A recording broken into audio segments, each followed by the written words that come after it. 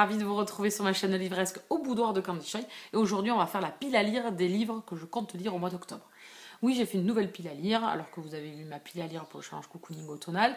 Alors bien évidemment, cette pile à lire du mois d'octobre va bien évidemment être consacrée aux romans que j'avais insérés dans ma pile à lire, mais également dans les lectures communes que je dois faire, dans d'autres challenges peut-être, je vais vous en parler juste après, dans les envies, les sorties ou des livres qui sont déjà dans ma pile à lire depuis un bon moment. Voilà, donc je me suis préparé une petite pile à lire, surtout pour participer en fait, je vous en parle maintenant, le challenge proposé par Ludo, de la chaîne Prends un livre et détends-toi. Je vous mettrai le lien de sa chaîne en barre d'infos et je vous mettrai le groupe Facebook pour participer au challenge le mois en bitlit. Alors c'est pas un mot que j'utilise moi trop souvent, c'est un mélange, c'est un sous-genre qui allie urban fantasy ou romance paranormale. Voilà ce qu'ils appellent bitlit. C'est ces deux sous-genres de la fantasy, du fantastique, donc l'urban fantasy et la romance paranormale. J'ai décidé de participer parce que j'adore ce genre littéraire. Pour ceux qui sont installés sur la chaîne depuis longtemps, vous savez que c'est un genre que j'aime beaucoup. J'en lis moins, mais j'aime toujours autant ça. Donc du coup, je me suis préparée, on va dire, en mois d'octobre, on va dire sous le signe de la bitlit, sous le signe de ces genres littéraires, qui commencent donc le 1er octobre et qui finit le 31 octobre. Donc le mois va être un peu tourné autour de ça. Je me suis prévu donc 6 livres dans ce genre-là, mais pour participer au challenge de Ludo, je n'ai prévu que de participer au premier palier, qui est le palier Fae, je crois, où on doit lire 2 livres. Dans son challenge, donc il vous en parlera mieux, je vous laisse aller voir sa vidéo, c'est partagé en deux parties. Une première partie où c'est 50% du palier que vous avez choisi est libre, et le 50 autres, c'est imposé par... Vous choisissez dans 10 consignes. Elles sont relativement simples, je pense que tout le monde peut trouver son bonheur dedans, c'est assez facile. Donc du coup, moi j'ai prévu 2 livres, donc un livre que je choisirai librement et un livre imposé donc par une des 10 consignes de Ludo. On rentre dans le vif du sujet de suite. Je vais vous parler d'abord des lectures communes que je dois faire durant le mois. La toute première, c'est Jamais 203, le tome 3 de Millikin, que je fais en lecture commune avec ma copinette Nanounette. Donc ça y est, on se fait le 3e tome durant le mois d'octobre pour finir cette saga. On a déjà lu les 2 premiers tomes, on est à fond, donc du coup on va finir, et comme ça je pourrais repasser à la saga Samedi Zengers, puisque j'avais lu que le tome 1. Il fait partie également du challenge cocooning automnal, donc voilà, celui-là il est impeccable, il sera lu puisqu'il est en lecture commune avec ma copine. Donc du coup, j'intègre une 2e lecture commune qui va faire partie du challenge proposé par Ludo par une de ses consignes. Donc mon 50%, c'est Vampire Nation, le tome 1, Riker, je crois que c'est le tome 1, de Larissa Yon, pour le challenge cocooning automnal, et donc pour le challenge de la bitlit, puisque Ludo m'a proposé de faire cette lecture commune avec lui, et qu'on n'en avait jamais fait ensemble, donc j'ai sauté sur l'occasion. Donc au mois d'octobre, on va se faire ce Larissa Yon. Moi j'ai lu la saga Démonica et les Cavaliers de l'Apocalypse, qui est en fait une même saga, hein, que Milady Bragelonne a séparé en 2, mais c'est la même saga. Du coup, c'est une saga que j'aime beaucoup. Donc j'ai envie de la retrouver dans ce registre-là, Vampire, de cette autre saga qu'elle a écrit. Ensuite, le 2e roman libre, on va dire, que je me suis choisi pour ce challenge bitlit, c'est Charlie Davidson, le tome 13 de Darynda Jones. Roman que vous avez déjà vu passer dans plusieurs piles à lire, je suis désolée, mais je n'ai toujours pas eu le temps de le lire. Et donc au mois d'octobre, ça sera chose faite pour pouvoir participer au challenge de Ludo et enfin lire ce tome 13. Et c'est le dernier de la saga, donc en même temps, je suis impatiente de le découvrir, et en même temps, je suis un peu triste parce que ça sera le dernier et que c'est une saga d'urban fantasy que j'aime tellement. Donc du coup, on verra bien. Et il fait partie également du challenge cocooning automnal. Ensuite, l'autre roman que je me suis prévu, qui est aussi un urban fantasy, ce sera les petits plus pour participer au challenge de Ludo. Comme ça, avec ces 2 livres, je suis sûre de valider mon challenge. Mais en même temps, je m'en suis programmé d'autres parce que je trouve que ça me donnera l'occasion de sortir certains livres de ma pile à lire ou d'avancer dans mes sagas. Donc du coup, c'est le mieux. Donc le roman dont je vais vous parler, c'est Les Chroniques de Makela Lane, le tome 9, qui est en fait le tome 4 des chroniques de Dany Mega O'Malley, puisque j'ai lu à diviser cette saga en 2. Donc c'est la suite tant attendue des chroniques de Makela Lane, de Dany et de Dany, de Karen Mary Moning.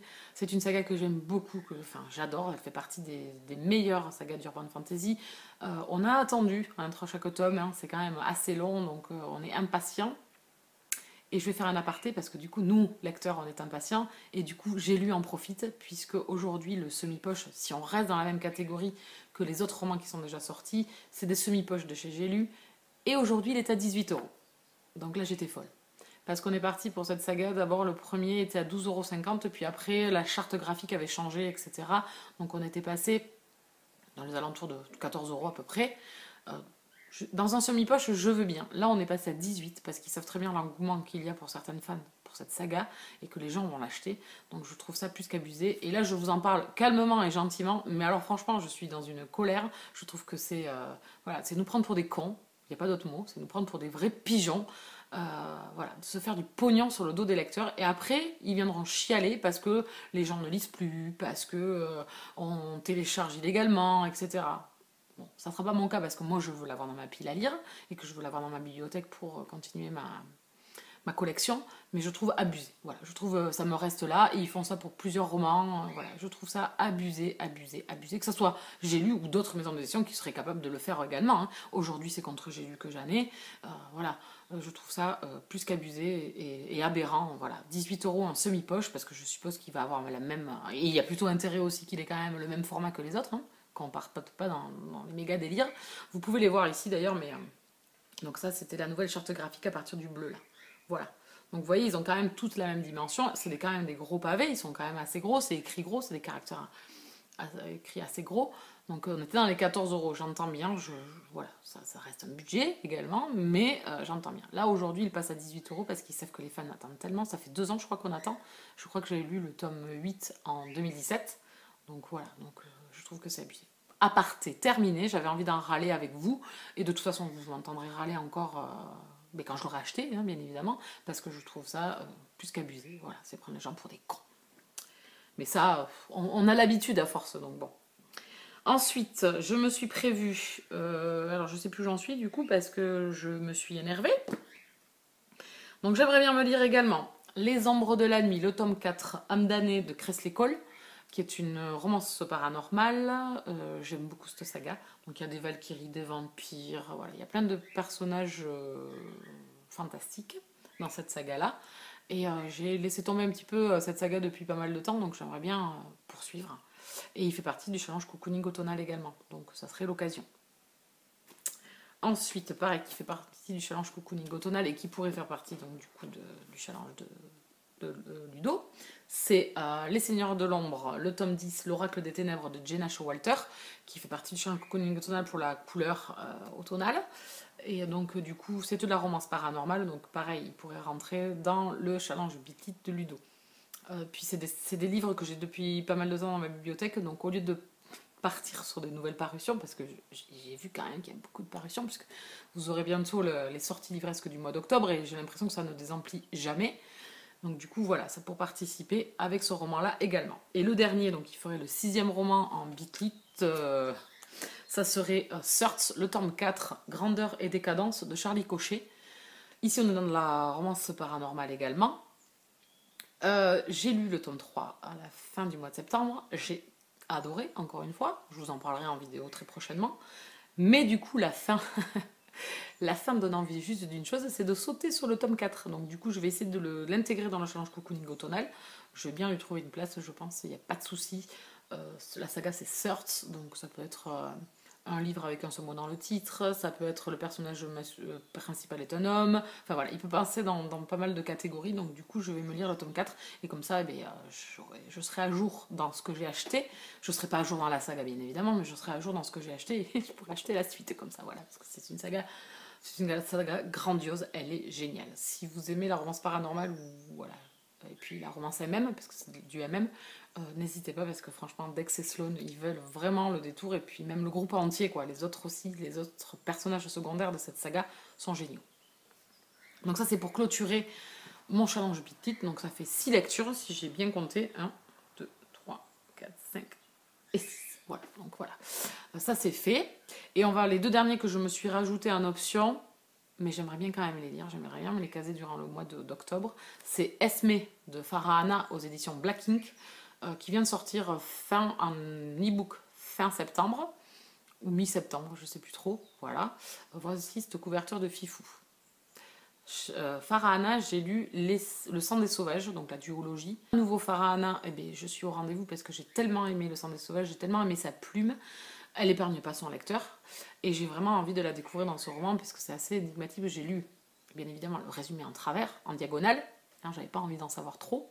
Donc du coup, je peux pas trop vous en parler. Et puis bon, voilà, je vais me garder le suspense et le mystère et la surprise de ma lecture. C'est une auteure que j'ai vraiment adorée dans cette duologie. Donc bien évidemment que j'ai envie de lire ce roman-là. Et l'autre que je me suis notée, c'est La reine courtisane de Anatrice, chez Black Ink également, sortie du mois d'octobre. Je sais plus, je crois que c'est le 16 octobre, 11 octobre, enfin par là. Je vous mets la photo. C'est en fantasy, c'est une jeune reine qui est en conflit avec un roi d'autres royaumes. Elle se fait enlever et séquestrer. Elle devient esclave de ce roi. Et je pense que bon, voilà, c'est un peu mythologique, enfin un peu à la prince captif, même si c'est du MF. Et donc du coup, c'est assez intriguant et la couverture m'a trop tentée. Et le peu que j'ai lu du résumé m'a donné trop envie. Et le dernier que j'aimerais bien me faire, mais du coup je sais pas si j'aurai le temps ou pas, je pense, j'ai déjà mis le marque-page, c'est Les Chevaliers des Highlands, La Vipère, le tome 4, de Monica McCarthy. Cette saga historique, enfin de romance historique, est vraiment géniale. On retrouve des guerriers qui aident Bruce à reconquérir le trône d'Écosse, son trône, qui lui a été usurpé par le roi d'Angleterre, Édouard. Et donc du coup le conflit perdure et ici on va avoir Lachlan, donc qui est un des guerriers, un des 12 guerriers de la garde rapprochée de Bruce. J'ai vraiment adoré les 3 premiers tomes, c'est touchant, c'est prenant, les héroïnes ne se laissent pas faire et donc du coup j'ai vraiment hâte de poursuivre et donc c'est des beaux Highlanders, donc voilà. Hein, je me suis prévu celui-là aussi et il fait partie du challenge cocooning automnal. Donc voilà.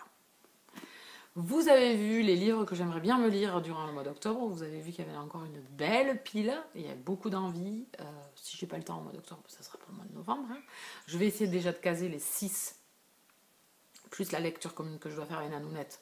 Donc ça fait 7 livres pour le mois d'octobre. Ça sera pas mal. Et puis les autres, c'est du bonus. Et j'aimerais bien quand même les lire parce que j'ai vraiment... voilà. Mon rythme était pas trop mal au mois de septembre. J'ai lu ce livre, je crois. Donc du coup, c'est pas mal, c'est pas grandiose pour certains, mais pour moi c'est pas mal parce que du coup je retrouve un peu le rythme. Les mois d'avant j'étais à 4, 3, 4, 5, c'était pas non plus grandiose, c'était déjà pas mal, hein. Mais bon, donc du coup j'aimerais bien me faire toute cette petite liste, ils me font très très envie. Et en plus certains, voilà, comme celui-là par exemple, c'est des romans que j'ai depuis très très longtemps dans ma pile à lire. Donc voilà, c'est pour les épurer et pour pas toujours piocher dans la pile à lire récente parce que du coup ma vieille pile à lire, mais j'y touche pas vraiment. Et je pense que le challenge cocooning automnal peut m'aider à sortir ces vieux de la vieille, on va dire, et à sortir tous ces romans qui font quand même très envie.